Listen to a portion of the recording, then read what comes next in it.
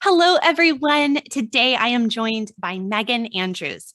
Megan is the principal of the Center for Lit Online Academy, as well as an instructor of the elementary and junior high literature and writing classes.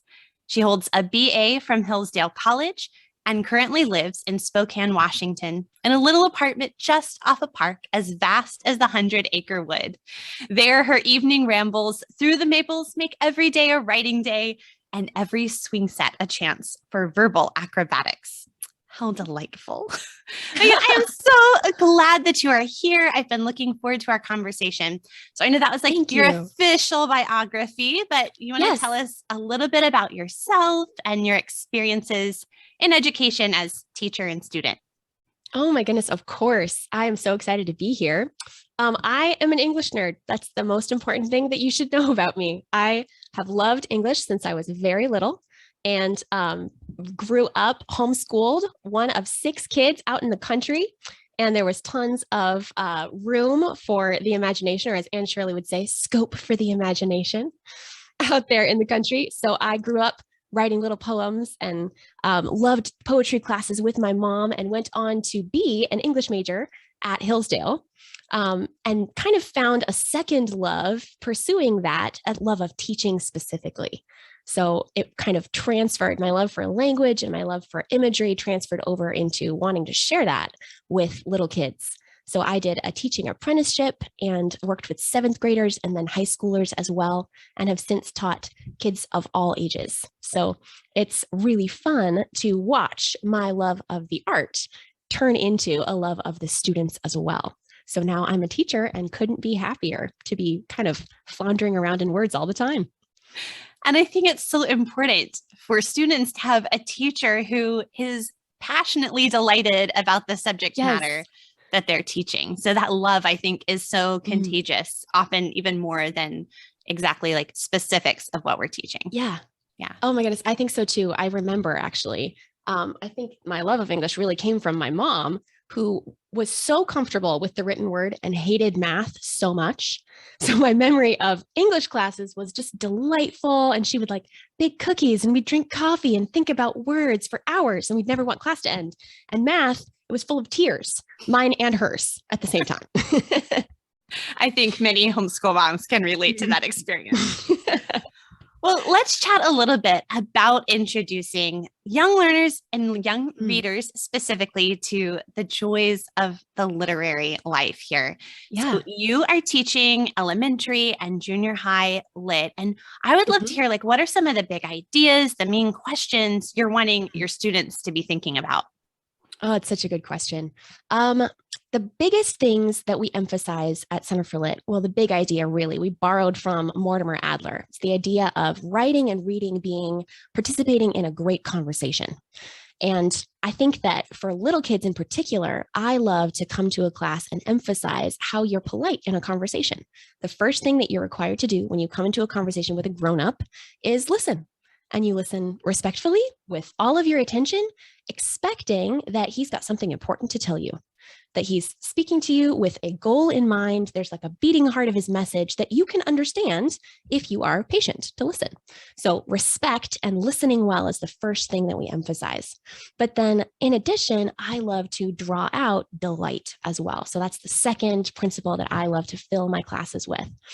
Respect for the author first, but then delight not only in his art form, how he's decided to present that beating heart or that theme to you, but in the way that he's chosen to do it, the word choices and the format and all of the opportunity for you as a student to copy and emulate and have fun the way that the artist did. So respect and delight are my two themes. And I recognize that respect, but well, both aspects, but thinking about the respect aspect, I know is something you guys have brought up on your podcast, which side note, everyone should listen to Bibliophiles. It's awesome. Oh, yay.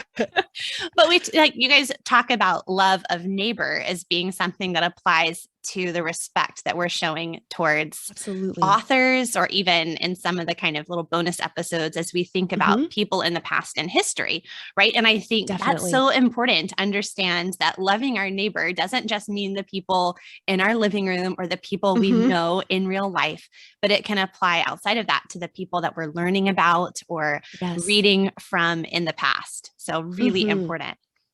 Well, can you give maybe an example or two from a children's book, maybe that we would already be familiar with, maybe some questions or how you would approach thinking about that book?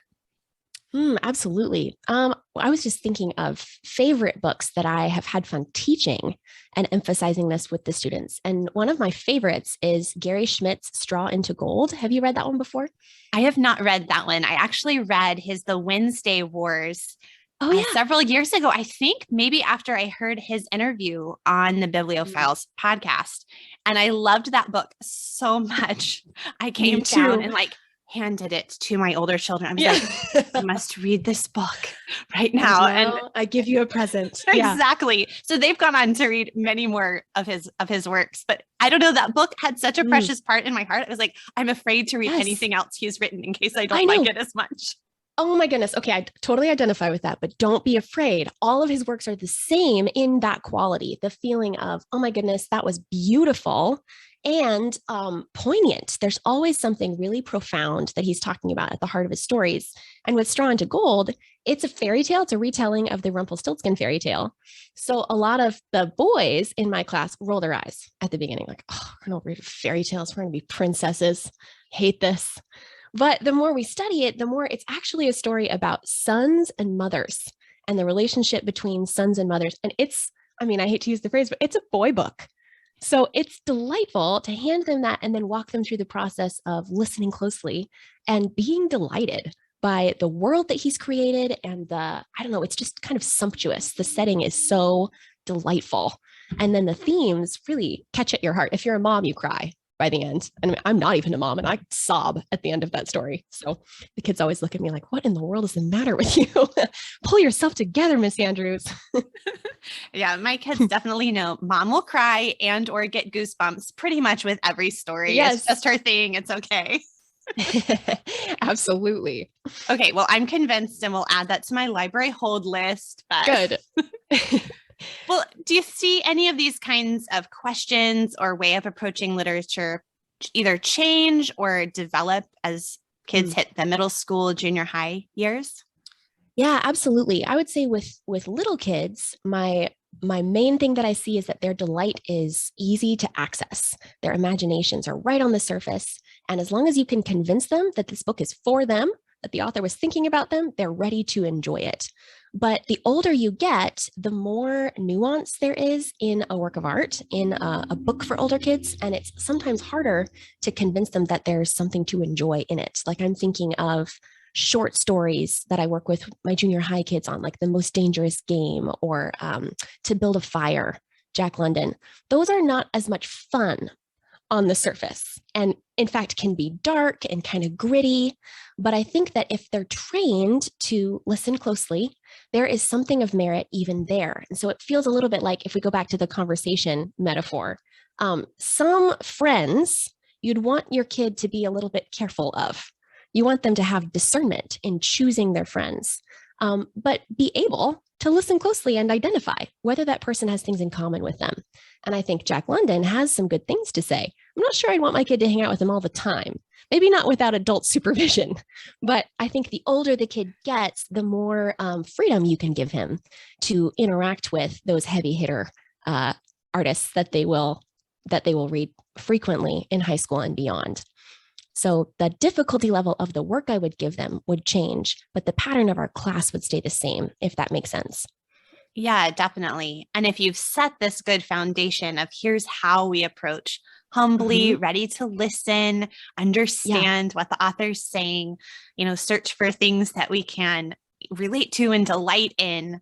If you set that foundation simply when they're young and their eyes are just wide open, excited and delighted about all those things, I think it makes it so much easier because they're already in that habit of approaching words in that way. And so it makes it easier later on when the content is a little bit more complicated, because they're not having to come up with a new way of approaching literature. It's like the same, only exactly. deeper. Yeah. And my hope is, because I'm just thinking about To Build a Fire some more, it's not delightful. There's nothing light and sunny about To Build a Fire. It's cold and dark. In fact, it's cold and dark. Exactly. But there are things that the reader should still relate to. They should be called to identify still with the main character in deeper ways, and maybe more convicting ways. And perhaps their emotional intelligence has grown up enough that they can identify not just sunny, happy things, but things that are difficult and hard in themselves as they read along. Well, how does this relate to our approach to poetry? I can see, I think someone listening could say, okay, I can see that with stories. That makes sense to me. But how do we take this kind of approach to teaching poetry, especially in these younger years? Absolutely. Well, I think the poetry is wordplay. At its heart, poetry is all about the sound quality of words meeting with their meaning. So words actually almost being personified to communicate even more than just a simple sentence. So literary devices are really at the heart of poetry. They're these tools that a poet uses to dress up his writing and make it speak on many different levels. So I think with little kids, giving them the idea that the poem is a living thing that's singing to them, and that it's got a sound quality that they can appreciate first before they need to dive in and understand the meaning, it is part and parcel with the same idea of discussion, that you're listening first and looking for things to delight in. The sound of the word itself is the very beginning of a poetry class. When we recite poems in our morning time, we've been doing poetry just as with a mixture, a wide range of ages for many years now. And it's really fun how even the younger kids, maybe one of the poems is more complex and the older children are getting more of the themes and ideas.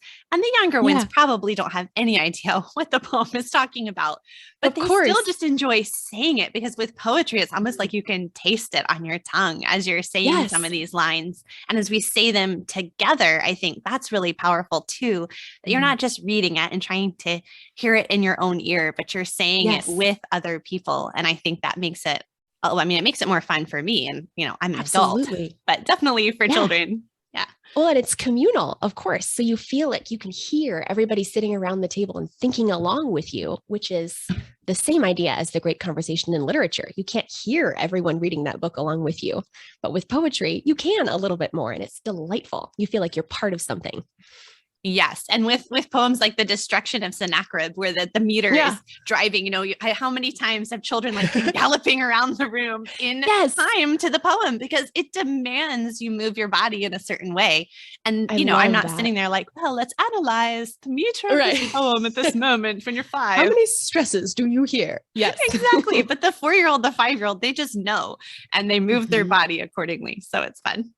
Oh my goodness. That's why A.A. Milne poetry is so fun. Just the happiness, that poem about skipping that just demands to be skipped around the room. Just delightful. The kid doesn't know what he's learning then, but he's getting an introduction to meter and what meter is and how it drives the poem like an engine. So delightful. Definitely.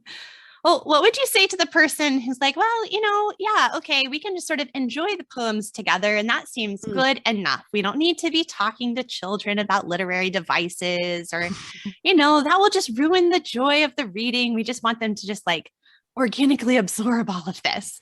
How, you can see okay, well, I was obviously talking about that a little bit. There's a part of that that's true, but how would you respond to that kind of perspective? Well, I've definitely heard this before, and from a variety of sources. So my first instinct would be to wonder if that mom, if we're talking to a homeschool mom, if she's overwhelmed and this is one too many. And I would say to that homeschool mom, do not overload yourself. There's time for these whenever. I mean, some of these literary devices I didn't learn until college, and they improved my understanding and helped me enjoy it more whenever I discovered them. But I think there's also something to be said for watching a master artist at work in his process. That's delightful. It's fun to know, to watch him put things together and to know how things work the way that they do. I would say to that homeschool mom, along with Anne Shirley, "Oh, Marilla, how much you miss." If you don't know how the poem's put together, there's so much enjoyment that you're missing. So you don't have to with every poem, of course. Sometimes the sound quality alone is enough, particularly with little kids. Sometimes you just want to read them some A.A. Milne and not overanalyze. But I think there's always delight examining, oh, look, we know this literary device. We've heard this in another poem. It kind of increases their understanding of that conversation. I think it still is fun, even for littles. I tend to do it. Yeah, I just don't think they're mutually exclusive. I think sometimes we think, well, either we're going to be learning the whys and the wherefores, or we're going to be enjoying the poem itself.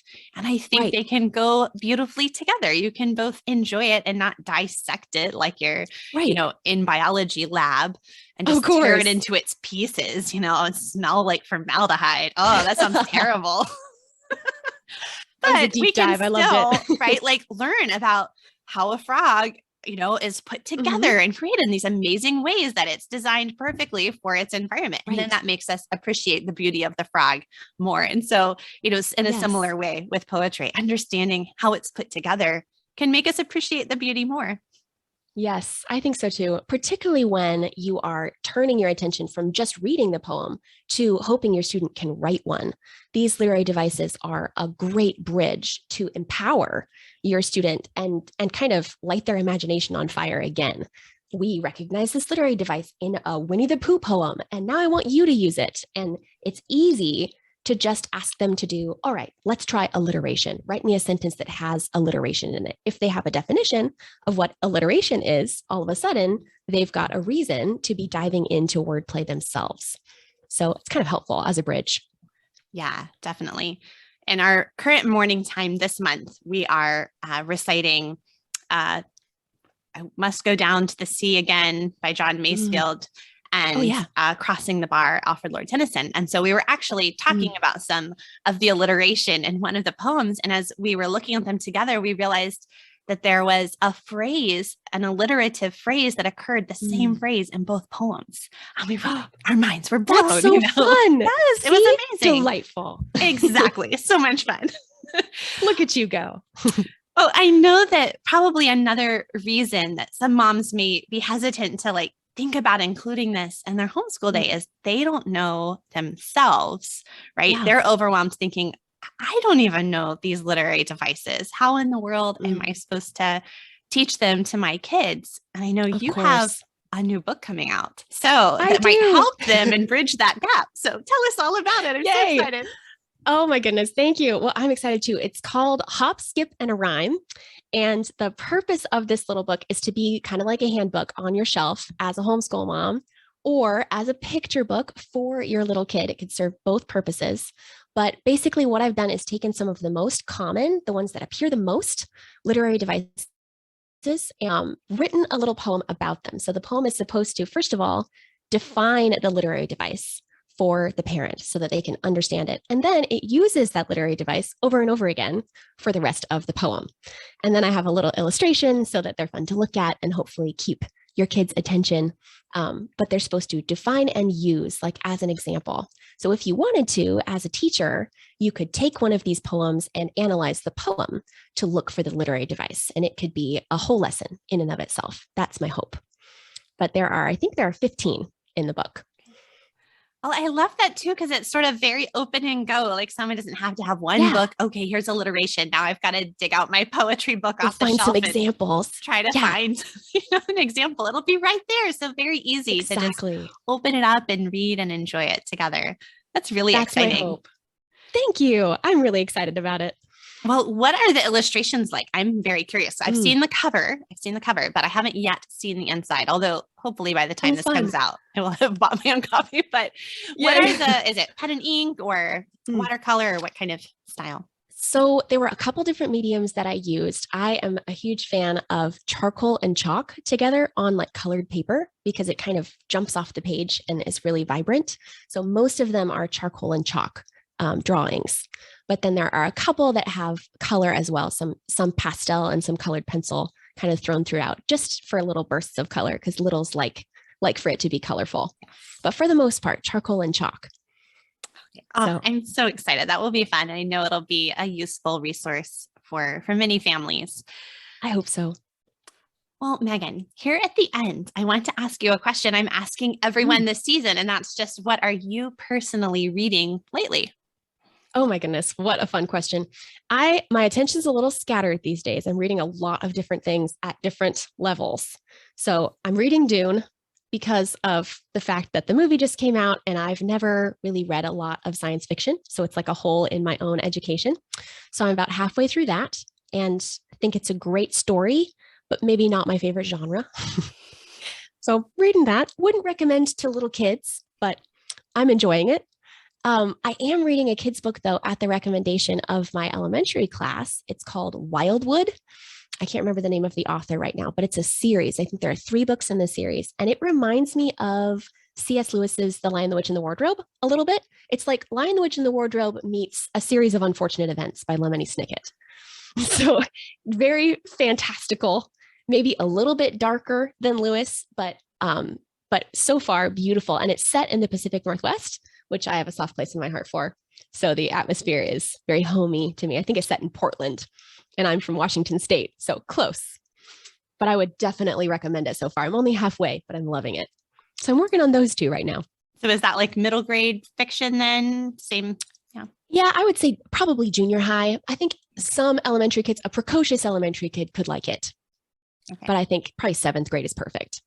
All right. Well, I will have to add that to our list. As you can imagine, we're always trying to find new books to feed the insatiable appetites of some of my young readers. So, of course. Oh my goodness. And you can't try the library shelf, but so far I would recommend this one. Okay. Well, I will add that to our holds. Megan, where can people find you all around the internet? Well, mostly I'm to be found at Center for Lit, and we have 2 different websites.